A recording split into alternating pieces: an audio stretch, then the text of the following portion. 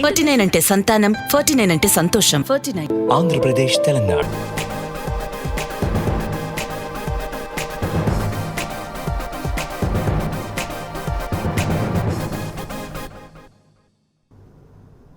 Good morning Telangana. Welcome to T news. నేను సునీల్. బులెటిన్ల ముందుగా headlines చూద్దాం.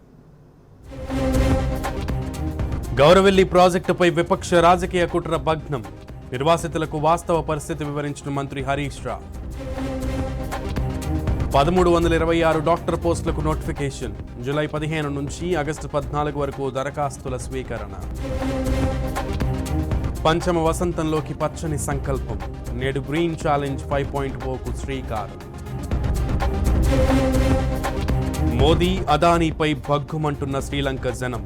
నేడు భారీ నిరసనలకు పిలుపు. పవర్ ప్రాజెక్టు రద్దుకు డిమాండ్. ప్రధానివా అదానీ దళారివా? నరేంద్ర మోదీపై నెటిజన్ల ఆగ్రహం. రాజీనామాకు డిమాండ్. పలు రాష్ట్రాల్లో పెట్రో కొరత కేంద్రం పాపమే. ఉత్పత్తి సరఫరా తగ్గించిన చమురు ధరలు.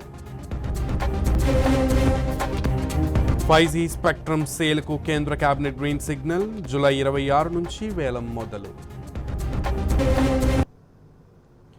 ఏ రాష్ట్రంలోనైనా ప్రాజెక్టులు కడుతుంటే విపక్షాలు సైతం మద్దతునిస్తాయి. అదే మన రాష్ట్రంలో మాత్రం ప్రాజెక్టులకు విపక్షాలు సైంధవుల్లా అడ్డుపడుతున్నారు. తాజాగా గౌరవెల్లి భూ నిర్వాసితులను రెచ్చగొట్టి ప్రాజెక్టును అడ్డుకోవాలని కుట్రలు చేస్తున్నారు. అయితే సీఎం కేసీఆర్ సర్కార్ బీజేపీ, కాంగ్రెస్ కుట్రలను తిప్పికొట్టింది. నిర్వాసితులతో సమావేశమైన మంత్రి హరీష్ రావు వారికి వాస్తవ పరిస్థితిని వివరించారు. వారికి తగిన న్యాయం జరుగుతుందని భరోసా ఇచ్చారు.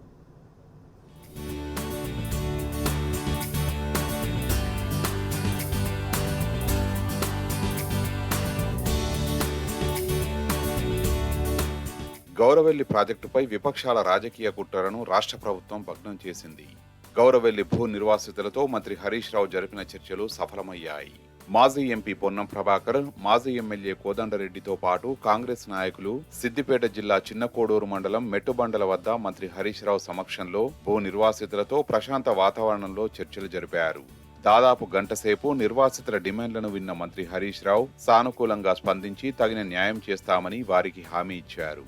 అయితే రిజర్వాయర్ కోసం చైనా నుంచి తెప్పించిన మోటార్లకు 3 ఏళ్ల వరకు వారంటీ ఉంటుందని, ఆలోపు వెటరన్ నిర్వహించారని చెప్పారు. లేదంటే వారంటీ అయిపోయాక సమస్య వస్తే రాష్ట్ర ప్రభుత్వంపై కోట్ల భారం పడుతుందని వారికి వివరించారు. దీనికోసం సర్వే పనులు పూర్తి చేసేందుకు ఇంజనీర్లు, సిబ్బంది గౌరవెల్లికి వెళ్తే కొందరు అక్కడకు పోయి వారిని అడ్డుకునే ప్రయత్నం చేశారని, అందుకే పోలీసులు అక్కడకు వెళ్లారని వివరించారు. ఇప్పటికే కుడి కాలువ 45 కిలోమీటర్లు, ఎడమ కాలువ 11 కిలోమీటర్లు పూర్తయిందని, కాలువలు పారితే చెరువులు, బావులు, కుంటలు నిండి జనం బతుకుతారంటూ నిర్వాసితులను ఒప్పించారు మంత్రి హరీష్ రావు.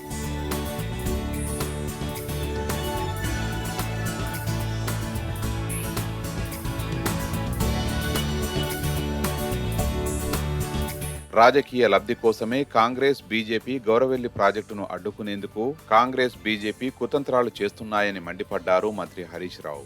గౌరవెల్లి రిజర్వాయర్ సంఘటనపై స్పందించిన ఆయన హుస్నాబాద్ ప్రాంత రైతాంగానికి నీళ్లు రావద్దని ప్రతిపక్షాలు కుట్రలు చేస్తున్నాయని విమర్శించారు. నాడు మల్లన్న సాగర్, కొండపోచమ్మ సాగర్ జలాశయ పనుల్ని ఇలాగే అడ్డుకున్నారని, అధికారులపై ప్రజలు తిరగబడేలా వారిని రెచ్చగొట్టి తప్పుకున్నారని ఆగ్రహం వ్యక్తం చేశారు. సీఎం కేసీఆర్ కు, టీఆర్ఎస్ ప్రభుత్వానికి మంచి పేరు రావడం చూసి ప్రతిపక్షాలు ఓర్వలేకపోతున్నాయని ఎద్దేవా చేశారు. అంతేకాకుండా కొన్ని పార్టీలు 60 ఏళ్లు అధికారంలో ఉన్న రైతులకు సాగునీరు అందించలేకపోయాయని, కానీ ఈ వానాకాలం 1,00,000 ఎకరాలకు సాగునీరు ఇద్దామనుకుంటే వద్దంటున్నాయంటూ ఫైర్ అయ్యారు. హుస్నాబాద్ ఒక కరువు పీడిత ప్రాంతం, కల్లోల ప్రాంతం, ఆత్మహత్యలు జరిగిన ప్రాంతం. ఆ ప్రాంతానికి నీళ్లు ఇవ్వాలని ప్రభుత్వం చిత్తశుద్ధితో పనిచేస్తుంది. దీన్ని వద్దంటదా కాంగ్రెస్ పార్టీ? దీన్ని వద్దంటదా బీజేపీ పార్టీ? మీరు చేయలే, 60 ఏళ్ళు మీరు అధికారంలో ఉంటే చేయలే. ఈ ప్రభుత్వం చేసే ప్రయత్నం చేస్తే మీ కార్యకర్తలను అడ్డం పెట్టుకొని ప్రజల్ని రెచ్చగొట్టి మీరు లబ్ధి పొందాలనుకుంటున్నారు. మీరు ఇప్పుడు నేను అడుగుతున్న హుస్నాబాద్ రైతుల పక్షాన కాంగ్రెస్, బీజేపీ నేను ప్రశ్నిస్తున్నా. 1,00,000 ఎకరాలకు హుజురాబాద్లో మేము నీళ్ళు ఇవ్వడానికి సిద్ధంగా ఉన్నాం. ఇవ్వాలంటారా వద్దంటారా? దాదాపు పూర్తయింది కెనాల్. రైట్ మెయిన్ కెనాలు 45 కిలోమీటర్లు కెనాల్ పూర్తయింది. లెఫ్ట్ మెయిన్ కెనాల్ దాదాపు 15-16 కిలోమీటర్లు పూర్తయింది. నీళ్లు పడితే చక్కగా కెనాల్లో పోతాయి కదా. పోతే పక్కన చెరువులు నిండుతాయి, చెక్ డ్యాములు నిండుతాయి, వాగులకు పోతాయి, వంకలకు పోతాయి, భూగర్భ జలాలు పెరుగుతాయి. ఆ ప్రాంతానికి గోదావరి నీళ్ళు ముద్దాడుతాయి కదా. దీన్ని వద్దంటుందా కాంగ్రెస్ బీజేపీ అని నేను అడుగుతున్నా. ప్రతిపక్షాల ట్రాప్లో పడద్దని గౌరవెల్లి నిర్వాసితులకు సూచించారు మంత్రి హరీష్ రావు. నిర్వాసితులతో ఎన్నిసార్లు అయినా చర్చించేందుకు ప్రభుత్వం సిద్ధంగా ఉందని తెలిపారు. 2013 పునరావాస చట్టం ప్రకారం ప్రతి నిర్వాసితుడికి న్యాయం చేస్తామని ఆయన హామీ ఇచ్చారు. నిర్వాసితుల విషయంలో ప్రభుత్వం సానుభూతితో ఆలోచిస్తోందని భరోసా ఇచ్చారు. హుస్నాబాద్ నియోజకవర్గానికి గోదావరి జలాలు రాకుండా చేయడమే కాంగ్రెస్ బీజేపీ లక్ష్యమని ఆగ్రహం వ్యక్తం చేశారు. గౌరవెల్లి ప్రాజెక్టు పూర్తయితే 1,00,000 కుటుంబాలు లాభపడతాయని స్పష్టం చేశారు. ఇంత మంచి ప్రాజెక్టును అడ్డుకోవాలనుకుంటున్న విపక్షాల దుర్మార్గాలను ఎండగొడతామని మంత్రి హరీష్ రావు హెచ్చరించారు. ప్రభుత్వం అన్ని రకాలుగా నిర్వాసితులకు సాయం చేయడానికి ఈ ప్రభుత్వం సిద్ధంగా ఉన్నది. ఎట్టి పరిస్థితుల్లో ఎవరికి కూడా అన్యాయం జరగనీయడు మన ముఖ్యమంత్రి కేసీఆర్ గారు. 100% నిర్వాసితులకు అండగా ఉంటాం. నేను నిర్వాసితులను కూడా కోరేది ఒక్కటే, దయచేసి కాంగ్రెస్ బీజేపీ వలలో పడకండి. ఎన్నిసార్లైనా మీతో ప్రభుత్వం చర్చించడానికి సిద్ధంగా ఉంది. గౌరవ ఎమ్మెల్యే సతీష్ గారు నాకు తెలిసి ఒక 50 సార్లు మీతో మాట్లాడారు. పాత కలెక్టర్ వెంకట్రామరెడ్డి గారు గంటల కొద్దీ మిమ్మల్ని కూర్చోబెట్టి కలెక్టరేట్లో మాట్లాడారు. నిన్న కూడా అడిషనల్ కలెక్టర్ శ్రీనివాస్ రెడ్డి గారు దాదాపు 4 గంటల సేపు మీతో చర్చించారు.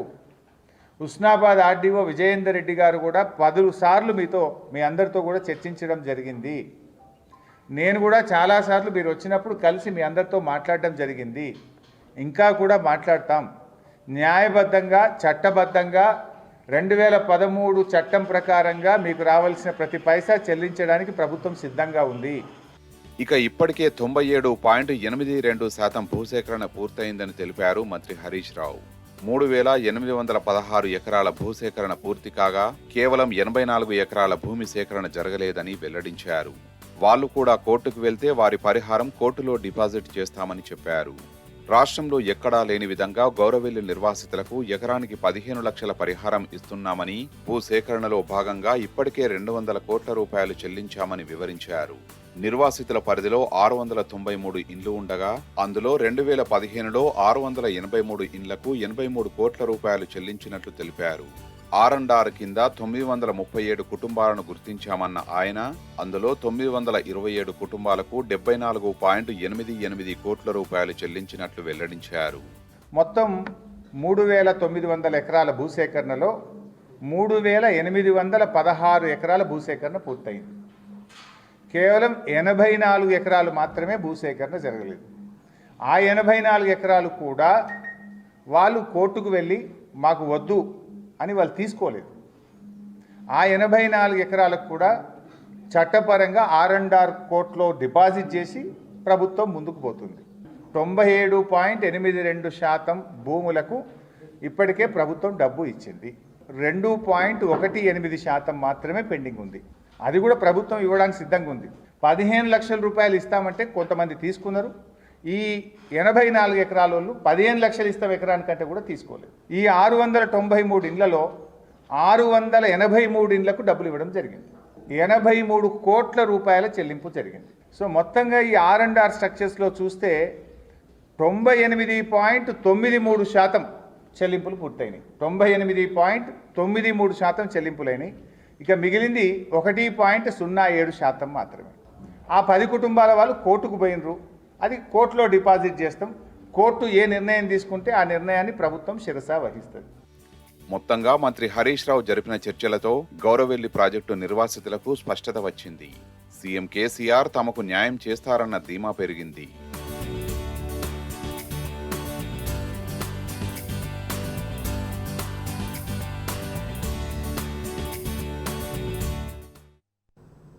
అందరినీ ఎల్లకాలం మోసం చేయలేరన్న విషయం మోదీ సర్కార్కు తెలిసొస్తుంది.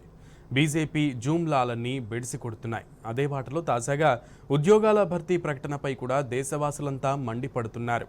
60 లక్షల ఖాళీలపై వెంటనే శ్వేతపత్రం విడుదల చేయాలని డిమాండ్ చేస్తున్నారు. మంత్రి కేటీఆర్ కూడా ఇదే డిమాండ్ చేశారు. మోదీ మాటలను నమ్మలేమని తేల్చి చెప్పారు.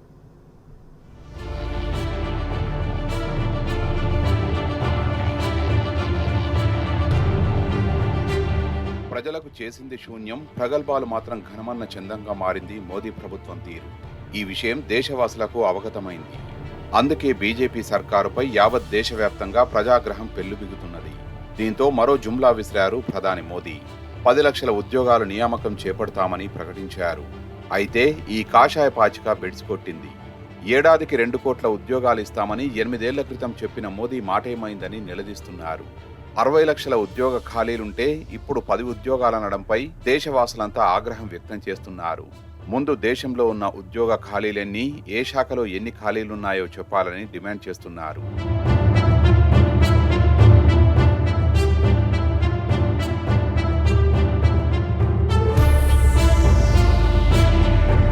అటు రాబోయే 18 నెలల్లో 10 లక్షల ఉద్యోగాలు భర్తీ చేస్తామన్న ప్రధాని మోదీ ప్రకటన పక్కా ఎన్నికల స్టంట్ అని రాష్ట్ర ఐటీ పరిశ్రమల శాఖ మంత్రి కేటీఆర్ విమర్శించారు. కేంద్రంలోని మంత్రిత్వ శాఖలు, విభాగాల్లో 60 లక్షల ఉద్యోగాలు ఖాళీలుగా ఉండగా 8 ఏళ్లుగా వాటిని ఎందుకు భర్తీ చేయలేదని ప్రశ్నించారు. ప్రతిపక్ష పార్టీలు, నిరుద్యోగ యువత ఒత్తిడి వల్లే మోదీ ఉద్యోగ ప్రకటన చేశారని పేర్కొన్నారు. కేంద్రానికి ఉద్యోగాల భర్తీపై చిత్తశుద్ధి ఉంటే వెంటనే 60 లక్షల ఖాళీలను రంగాల వారీగా, పిఎస్యుల వారీగా భర్తీ చేయడంపై శ్వేతపత్రం విడుదల చేయాలని ట్విట్టర్ వేదికగా డిమాండ్ చేశారు.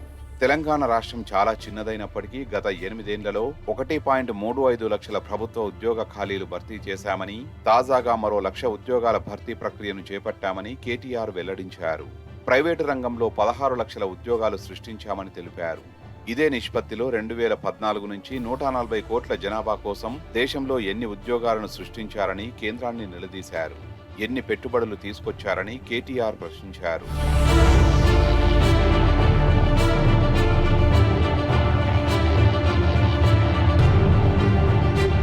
కేంద్రంలో బీజేపీ అధికారంలోకి వచ్చినప్పటి నుంచి ఎన్ని ఉద్యోగాలు భర్తీ చేశారో శ్వేతపత్రం విడుదల చేయాలని మంత్రి కేటీఆర్ డిమాండ్ చేశారు. ఏడాదికి 2 కోట్ల ఉద్యోగాలు కల్పిస్తామన్న హామీ ఏమైందని నిలదీశారు. యువతకు 16 కోట్ల ఉద్యోగాలు ఎప్పుడు వస్తాయో ప్రధాని మోదీ చెప్పాలన్నారు. కేంద్రంలో బీజేపీ సర్కారు 8 ఏళ్లుగా ప్రమాదకర ఆర్థిక విధానాలు అనుసరిస్తూ యువతకు ఉద్యోగాలు రాకుండా చేశారని కేటీఆర్ మండిపడ్డారు. 8 ఏళ్లుగా ఉద్యోగాలు ఇవ్వని మోదీ ప్రభుత్వం సరిగ్గా లోక్సభ ఎన్నికలకు ఏడాది ముందు ప్రభుత్వ ఉద్యోగాల భర్తీని చేపట్టడం ముమ్మాటికి ఎన్నికల స్టంట్ అన్నారు. ఇది మోదీ విసిరిన మరో జుమ్లాగా అభివర్ణించారు కేటీఆర్.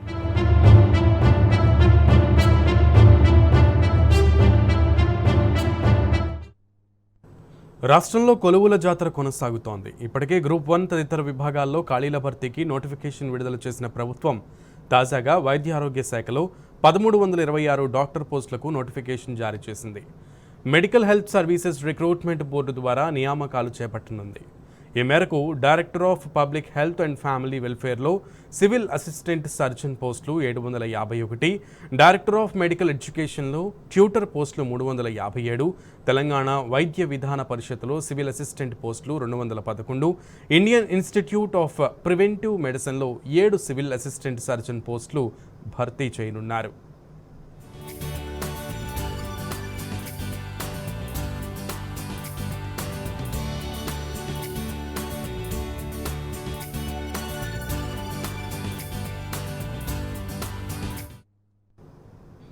ప్రముఖ వ్యాపారవేత్త అదానీపై శ్రీలంక పోరుబాట పట్టింది. ఇవాళ భారీ నిరసనకు లంకేయులు పిలుపునిచ్చారు. అటు సోషల్ మీడియాలోనూ పెద్ద ఎత్తున ఉద్యమం జరుగుతోంది. ప్రధాని మోదీ ఒత్తిడి తెచ్చినట్లుగా చెప్తున్న మన్నార్ పవన విద్యుత్ కాంట్రాక్టును రద్దు చేయాలని డిమాండ్ చేస్తున్నారు.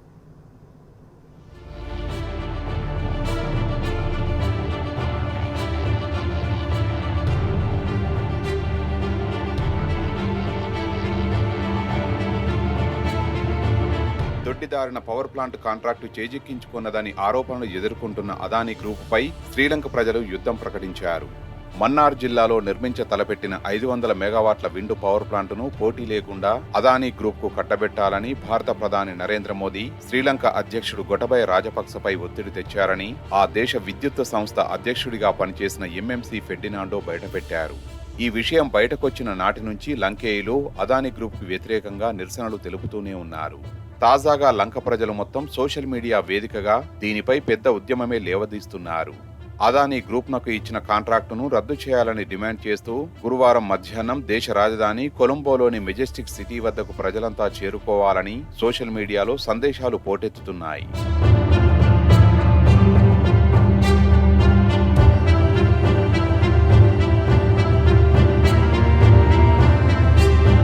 శ్రీలంకలో సంప్రదాయేతర ఇంధన వనరుల మౌలిక వసతుల ప్రాజెక్టులపై కుదిరిన ఒప్పందాలపై ఆ దేశ పార్లమెంటులోని పబ్లిక్ ఎంటర్ప్రైజెస్ కమిటీ విచారణ చేపట్టింది.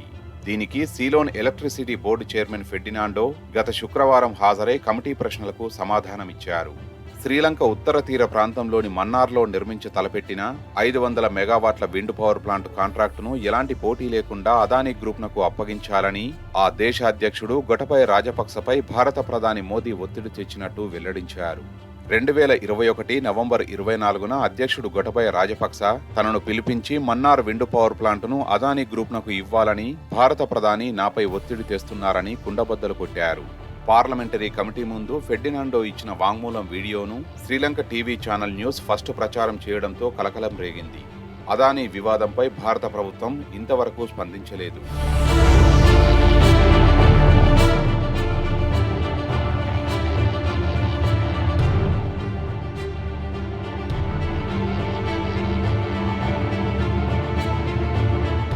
ఫెర్డినాండో వ్యాఖ్యలను శ్రీలంక దేశాధ్యక్షుడు గొటబయ ఖండించారు. మన్నార్ విండ్ పవర్ ప్లాంట్ను ఏ వ్యక్తికి గాని ఏ సంస్థకు గాని ఇవ్వాలని నేను సిఫారసు చేయలేదని చెప్పుకొచ్చారు. అయితే లంక ప్రజలు దీన్ని విశ్వసించడం లేదు. అదానీకి విద్యుత్తు ప్రాజెక్టు అప్పగించడం కోసం గొటబయ ప్రభుత్వం 1989 నాటి విద్యుత్ చట్టానికి సవరణలు చేసింది. దీనిలో మతలబేంటని లంకేయులు తమ సర్కారును ప్రశ్నిస్తున్నారు. మన్నార్లో 500 మెగావాట్ల విండ్ పవర్ ప్లాంట్ను నిర్వహించి అప్పగించేలా 25 ఏండ్ల కాలానికి సిఈబితో అదానీ గ్రూప్ ఒప్పందం చేసుకున్నది. ఎంఓయూ సమయంలో యూనిట్ విద్యుత్తును 6.50 అమెరికన్ సెంట్లకు సిఈబికి విక్రయించేలా ఒప్పందం కుదిరింది. కొంతకాలానికి ఈ ధరను అదానీ గ్రూప్ 7.55 సెంట్లకు పెంచేసింది. ఈ ప్లాంటును అంతర్జాతీయ పోటీ బిడ్ల ద్వారా అప్పగిస్తే 4 సెంట్లకే యూనిట్ విద్యుత్తు వచ్చేదని శ్రీలంక ఇంజనీర్లు చెబుతున్నారు. పోటీ లేకపోవడంతో అదానీ గ్రూప్కు 25 ఏండ్లలో $4 బిలియన్ అమెరికన్ డాలర్ల ఆయాచిత లాభం చేకూరుతుందని అంచనా వేశారు.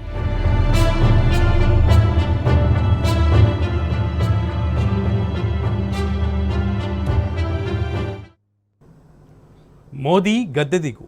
ప్రస్తుతం నెటిజన్లు చేస్తున్న డిమాండ్ ఇది. ప్రధాని నరేంద్ర మోదీపై సోషల్ మీడియాలో వ్యతిరేకత వెల్లువెత్తుతోంది.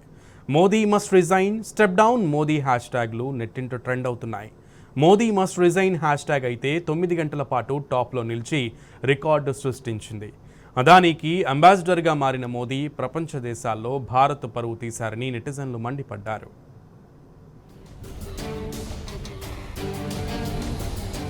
ప్రధాని మోదీపై దేశవ్యాప్తంగా వ్యతిరేకత తీవ్రమైంది.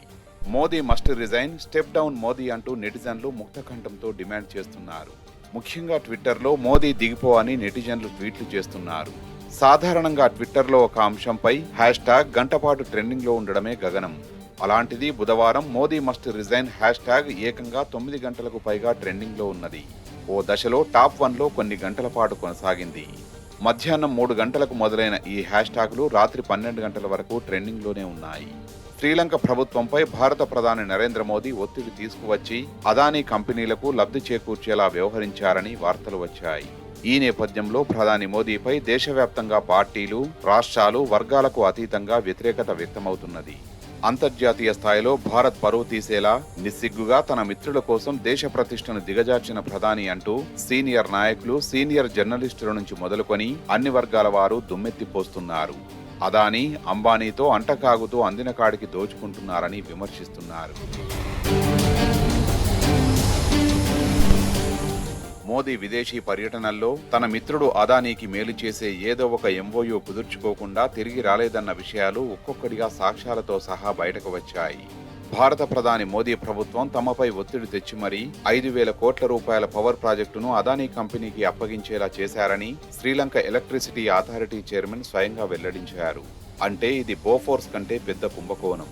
మోదీ తప్పక రాజీనామా చేయాలని సామాజిక ఉద్యమకారులు ప్రశాంత్ భూషణ్ డిమాండ్ చేశారు. అటు 2014 నుంచి ఇప్పటి వరకు ప్రధాని మోదీ విదేశీ పర్యటనలు, కుదుర్చుకున్న ఒప్పందాలు, ఆస్తులపై సుప్రీంకోర్టు సుమోటోగా తీసుకుని దర్యాప్తు చేయాలని టీఎస్ఎండీసీ చైర్మన్ క్రిషాంక్ ట్వీట్ చేశారు. మోదీ ప్రధాని అయ్యాక వివిధ దేశాలతో కుదిరిన ఒప్పందాలను వివరిస్తూ క్రిషాంక్ చేసిన వీడియో వైరల్గా మారింది. ప్రధాని నరేంద్ర మోదీ నాయకత్వంలోని ఎన్డీఏ ప్రభుత్వం government of Adani, government by Adani, government for Adani అన్న చందంగా మారిందని నెటిజన్లు ఆగ్రహం వ్యక్తం చేశారు. అవినీతి మోదీ ప్రధాని పదవికి అనర్హుడంటూ నిప్పులు చెరిగారు. వెంటనే ప్రధాని పదవికి రాజీనామా చేయాలని నెటిజన్లు డిమాండ్ చేస్తున్నారు. తను ఫకీర్నని చెప్పుకున్న మోదీ కార్పొరేట్లకు దళారీగా పనిచేయడమేంటని కడిగిపారేశారు. అచ్చేదిని మాటలు చెప్పిన మోదీ దేశాన్ని సర్వనాశనం చేశారని సోషల్ మీడియాలో విరుచుకుపడ్డారు. యువతకు ఉద్యోగాలేవి, పెరిగిన ధరల సంగతేంది, మత విద్వేషం పేరుతోనే రాజకీయాల, ఇలా అనేక అంశాలను ప్రశ్నిస్తూ నెటిజన్లు హ్యాష్ ట్యాగులు పెడుతూ విమర్శలు గుప్పించారు. ట్విట్టర్లో మోదీ మస్ట్ రిజైన్ హ్యాష్ ట్యాగ్కు గంటల వ్యవధిలోనే 94,000కు పైగా ట్వీట్లు వచ్చాయి. మీమ్స్, సెటైర్లు, విమర్శలతో ప్రధాని మోదీని నెటిజన్లు చెడుగుడు ఆడుకున్నారు. కార్టూన్లతో ఎద్దేవా చేశారు. RSS, BJP destroyed India's everything అంటూ ట్వీట్లు హోరెత్తించారు. ప్రధాని మోదీ దేశాన్ని భ్రష్టు పట్టించిన వైనాన్ని గతంలోనే మన రాష్ట్ర ముఖ్యమంత్రి కేసీఆర్ ప్రెస్ మీట్ పెట్టి ఆధారాలతో సహా దేశవాసులకు వివరించారు. ఇదే విషయాన్ని ఆర్జేడీ పార్టీ తాజాగా గుర్తు చేసింది. దేశాన్ని బీజేపీ అత్యంత ఇబ్బందికరమైన పరిస్థితుల్లోకి నెట్టడం సిగ్గుచేటని విమర్శించింది. ఇవి బులెటిన్ విశేషాలు.